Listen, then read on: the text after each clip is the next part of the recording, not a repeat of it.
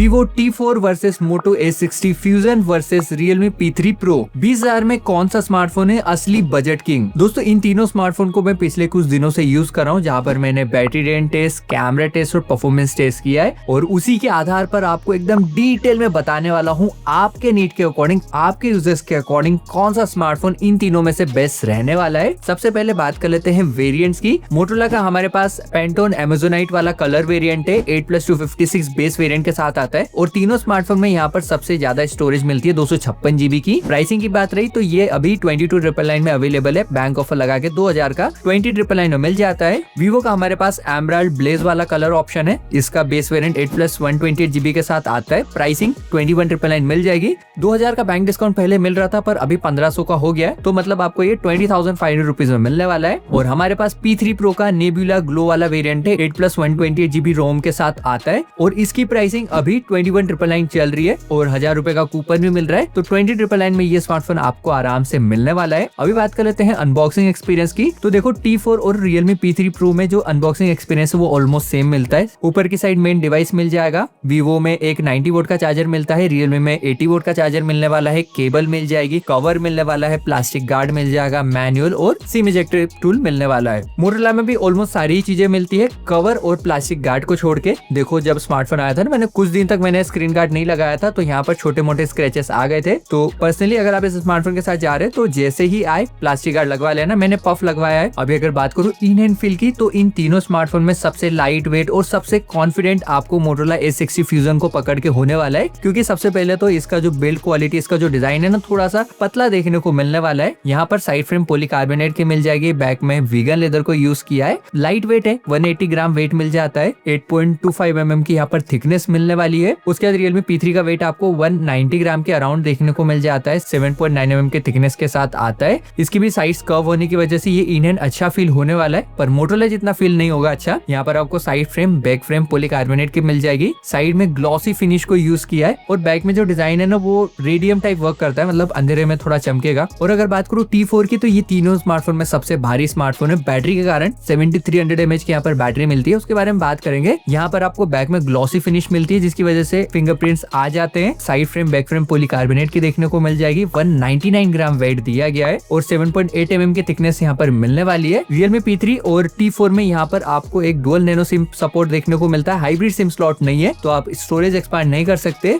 Moto A60 fusion में hybrid SIM slot मिल जाएगा, जहाँ पर आप या तो 2 नैनो सिम या फिर 1 नैनो सिम और एक SD कार्ड को यूज कर पाएंगे। और उसके साथ साथ Realme P3 Pro और Moto A60 फ्यूजन में आपको IP6869 का सर्टिफिकेशन मिल जाएगा, मतलब पानी में भी गिरता है तो भी कोई भी दिक्कत नहीं आएगी। वैसे पानी में गिराना मत, क्योंकि वारंटी मिलती नहीं है। और जो T4 है यहाँ पर IP65 की रेटिंग देखने को मिलती है, तो ये तो बिल्कुल एकदम बचा के रखना पड़ेगा आपको पानी से। अभी अगर बढ़ चले डिस्प्ले की तरफ, तो सबसे छोटी डिस्प्ले यहाँ पर मोटोरोला की देखने को मिलती है, 6.67 इंचेस के साथ आती है, 1.5 के POLED पैनल है ये और क्वाड कर्व डिस्प्ले, जहाँ पर साइड से और भी ज्यादा कर्व होने की वजह से साइड से बेजललेस लुक आता है। सेकंड नंबर पे T4 की डिस्प्ले जो कि 6.77 इंचेस के साइज के साथ आती है, पर ये एक full HD plus display. A60 fusion और P3 Pro जितनी शार्पनेस तो नहीं मिलेगी, पर अच्छी डिस्प्ले है, कोई भी यहाँ पर दिक्कत आने वाली नहीं है। ये एक AMOLED पैनल है और इन तीनों स्मार्टफोन में सबसे बड़ी डिस्प्ले देखने को मिल जाती है P3 Pro में, जहाँ पर 6.83 इंचेस की एक 1.5 के OLED पैनल मिलती है। ये क्वाड कर्व डिजाइन के साथ आता है। बात करो अगर बेजल की, तो सबसे कम बेजल्स P3 Pro में देखने को मिलते हैं। साइड बेजल्स की बात करें तो 60 फ्यूजन के बेजल्स भी पतले।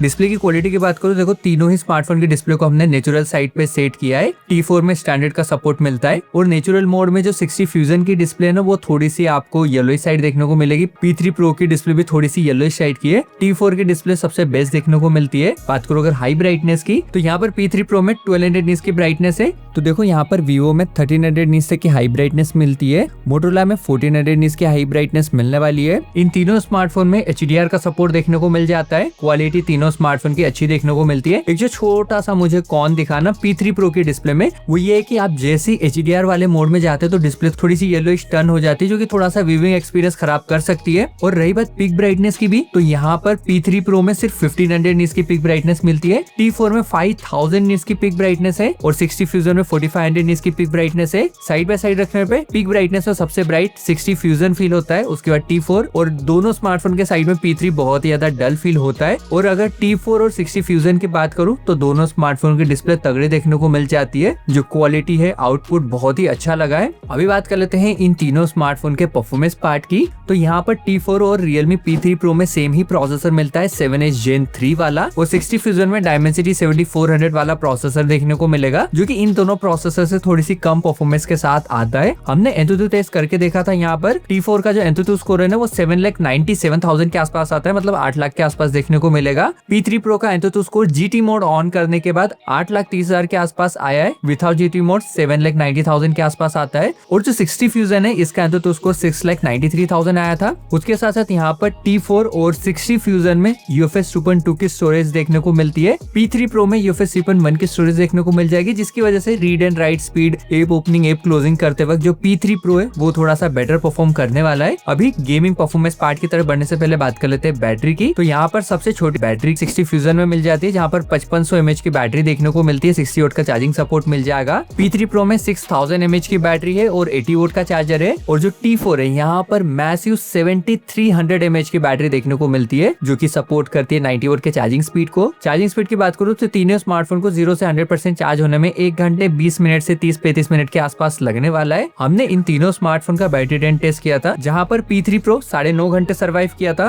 उसके बाद जो A60 Fusion है वो 10 घंटे 7 मिनट सर्वाइव किया, और Vivo T4 11 घंटे 10 मिनट सर्वाइव किया है। तो बैटरी के मामले में no doubt Vivo T4 best है। अभी अगर बात करूँ BGMI की, तो यहाँ पर देखो अभी के टाइम पे T4 और 60 Fusion में BGMI में सिर्फ 60 FPS का सपोर्ट मिलता है। और बात करूँ P3 Pro की, तो यहाँ पर अभी के टाइम पे 120 FPS का सपोर्ट आ गया है, जो कि बहुत ही अच्छी बात है। गेमिंग मोड की बात रही तो T4 और P3 Pro में बेटर गेमिंग मोड देखने को मिल जाते हैं, वॉइस चेंजर का सपोर्ट मिलता है। वहीं दूसरी तरफ जो 60 Fusion है यहाँ पर गेमिंग मोड इतने अच्छे देखने को नहीं मिलेंगे। हमने इन तीनों स्मार्टफोन में BGMI टेस्ट किया था, जहाँ पर 2 घंटे हमने कंटिन्यू गेमिंग करी थी, बीच में स्क्रीन रिकॉर्डिंग को भी ऑन किया था 1 घंटे के लिए। तो 2 घंटे के बाद जो T4 का मैक्सिमम टेम्परेचर था वो 50 डिग्री के आसपास था, विदाउट स्क्रीन रिकॉर्डिंग 46 डिग्री के आसपास था। और जो यहाँ पर बैटरी ड्रॉप हमें देखने को मिला वो ऑलमोस्ट 14% का था। 60 Fusion का मैक्सिमम टेम्परेचर 2 घंटे के बाद 47.5 डिग्री के आसपास था, और यहाँ पर बैटरी ड्रॉप 19% का हुआ था। P3 Pro का टेम्परेचर भी 46-47 डिग्री पे था, और यहाँ पर जो बैटरी ड्रॉप हुआ था वो 24% का हमें देखने को मिला है। वैसे तो आप normally app open app close करते तो तीनों स्मार्टफोन में कोई भी दिक्कत नहीं आती है, पर स्पेशली अगर मोटोरोला की बात करूँ तो मोटोरोला में अगर आप थोड़ा फटाफट ऐप ओपनिंग ऐप क्लोजिंग करते हो थोड़ा सा जीटर लैग देखने को मिलेगा। और ये तीनों स्मार्टफोन अभी लेटेस्ट अपडेट पे भी चल रहे हैं। स्टिल जो मोटोरोला का स्मार्टफोन है ना वो कैमरा ऐप में जीटर करता है। अगर आप रिकॉर्डिंग करते वक्त वाइड एंगल कैमरा या फिर 1x में स्विच करते हैं तो बिल्कुल एकदम स्मार्टफोन फ्रीज हो जाता है और डिस्प्ले वर्क ही नहीं करती है। तो ये एक छोटा सा कॉन है 60 Fusion में। बाकी हमने यहाँ पर बूटअप टेस्ट किया था। बूटअप टेस्ट में तो देखो मोटोरोला सबसे फास्टर था, उसके बाद Vivo T4 बूटअप हुआ, लास्ट में P3 Pro बूटअप हुआ था। BGMI टेस्ट किया था, यहाँ पर भी मोटोरोला फास्टर था। उसके बाद सेकंड नंबर पे 60 Fusion था, थर्ड नंबर पे Vivo T4 था। काइनमास्टर टेस्ट की बात करो तो देखो P3 Pro और T4 में यहाँ पर आप 4K 860 FPS तक की वीडियोस को एक्सपोर्ट कर सकते हैं, पर 60 Fusion में 2K तक ही वीडियोस एक्सपोर्ट कर पाएंगे। तो हमने सेम प्रोजेक्ट बनाया, उसमें सेम ही वीडियो डाली तीनों स्मार्टफोन में, और क्योंकि 60 Fusion में 2K का सपोर्ट है तो 2K पे हमने एक्सपोर्ट किया। और एक्सपोर्ट टेस्ट में P3 Pro सबसे फास्टर था, सेकंड नंबर पे T4 था, और लास्ट पे Moto X60 Fusion आया था। वैसे इतना कुछ डिफरेंस नहीं था, 1-2 सेकंड का डिफरेंस रहा होगा। अभी अगर बात करूँ UI की, तो तीनों ही स्मार्टफोन में Android 15 out of the box देखने को मिल जाता है। T4 में FunktouchOS 15 देखने को मिलने वाला है, Realme में Realme UI मिल जाएगा, और Motorola में MyUX का सपोर्ट मिलता है। अपडेट्स की बात करूँ तो T4 और P3 Pro में 2 साल तक के मेजर और 3 साल तक के सिक्योरिटी पैच अपडेट्स मिलेंगे, पर Motorola में 3+4 इयर्स का अपडेट देखने को मिलने वाला है। UI के हिसाब से देखे ना तो Motorola सबसे यहाँ पर क्लीन देखने को मिल जाता है, नियर टू स्टॉक एंड्रॉइड के एक्सपीरियंस के साथ आता है, और आपको इसे यूज करते वक्त बहुत ही अच्छा भी लगेगा, ना के बराबर प्री इंस्टॉल एप्स मिलेंगे। अगर बात करूँ T4 की और Realme की, तो इन दोनों में से देखो मुझे Realme का UI थोड़ा ज्यादा बेटर लगता है। Vivo का जो FunktouchOS है वो थोड़ा सा मतलब इतना अच्छा नहीं लगता जितना Realme का लगता है, पर यहाँ पर दोनों स्मार्टफोन में आपको भर भर के प्री इंस्टॉल एप्स देखने को मिल जाएगी। हॉट गेम्स, हॉट एप्स और फीचर्ड एप्स भी देखने को मिलने वाले हैं, तो उन्हें आपको मैन्युअली हटाना पड़ेगा।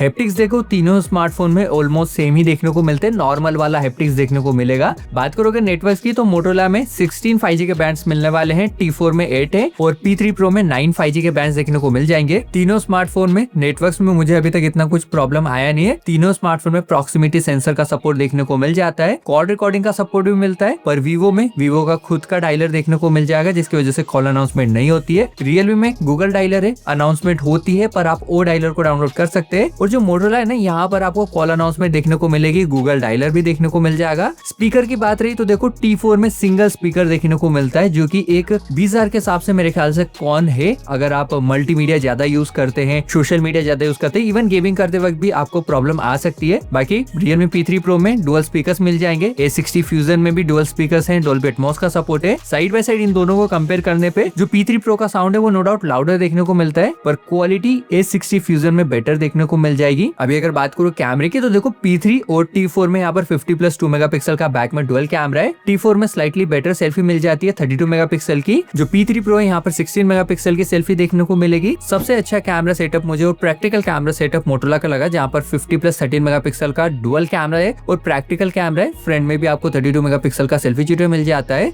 बात करो अगर कैमरे की क्वालिटी की, तो 60 फ्यूजन की जो फोटोज है वो थोड़ी सी बैलेंस साइड देखने को मिलती है। इवन P3 Pro की फोटोज भी बैलेंस साइड ही देखने को मिलती है, थोड़ी सी सैचुरेटेड है। और जो Vivo T4 की फोटोज है वहां पर आपको अलग से थोड़ा सा व्हाइटिश टोन देखने को मिल जाएगा। नाइट फोटोज में देखो तीनों ही फोन इनकंसिस्टेंट है, कभी किसी फोन की फोटोज अच्छी आती है, कभी किसी फोन की फोटोज अच्छी आती है। पर Moto A60 फ्यूजन में यहाँ पर एक अल्ट्रा वाइड एंगल शूटर भी मिल जाता है, जो कि फोटोज क्लिक करते वक्त सीन में एक एक्स्ट्रा पर्सपेक्टिव को ऐड करता है। यहाँ पर तीनों स्मार्टफोन में 4K 30 FPS की वीडियोस आप रिकॉर्ड कर सकते हैं। क्वालिटी तो मुझे पता नहीं चल रही, पर ऑडियो का आप देख सकते हैं किस टाइप का साउंड देखने को मिलने वाला है।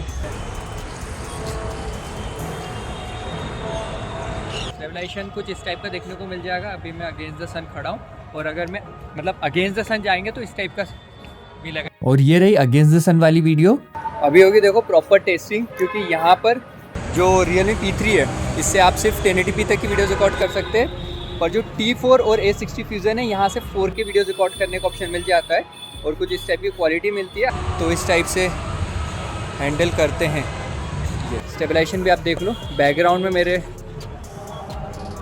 गाड़ियाँ चल रही हैं और इस साइड शादी हो रही है। तो दोस्तों ये तो था हमारा कंपैरिजन इन तीनों स्मार्टफोन के बीच में। होपफुली अभी तक आप डिसाइड कर पाए होंगे कौन सा स्मार्टफोन के साथ जाना चाहिए। नो डाउट तीनों स्मार्टफोन में खुद के ही कुछ प्रोस देखने को मिलते हैं, कुछ कॉन्स देखने को मिलते हैं, पर अगर पर्सनली मैं खुद की रिकमेंडेशन आपको दूं तो देखो, अगर मैं होता आपकी जगह तो मैं मोटोरोला A60 फ्यूजन के साथ जाता, क्योंकि मैं मीडियम लेवल तक की गेमिंग करता हूँ, मुझे गेमिंग से इतना फर्क नहीं पड़ता, पर UI और कैमरा ज्यादा मैटर करता है, तो मेरे लिए 60 फ्यूजन एक बेटर चॉइस होती। और अगर बात करें T4 और P3 Pro के बीच में, तो अगर आपको better display, better performance, speakers और IP रेटिंग चाहिए तो P3 Pro one of the best choice यहाँ पर रहने वाली है। और अगर आपको परफॉर्मेंस के साथ साथ बड़ी बैटरी लाइफ भी चाहिए तो T4 के साथ आप जा सकते हैं। बाकी दोस्तों आज की इस वीडियो के लिए बस इतना ही। अगर आपको किसी और स्मार्टफोन के बीच में कंपैरिजन टेस्ट चाहिए तो नीचे कमेंट में जरूर बता देना। बाकी अगर थोड़ी सी भी वीडियो पसंद आई तो लाइक कर देना, इससे थोड़ा मोटिवेशन मिलता है। और आज की इस वीडियो के लिए बस इतना ही। मिलूंगा मैं आपसे अगले, तब तक के लिए जय हिंद दोस्तों।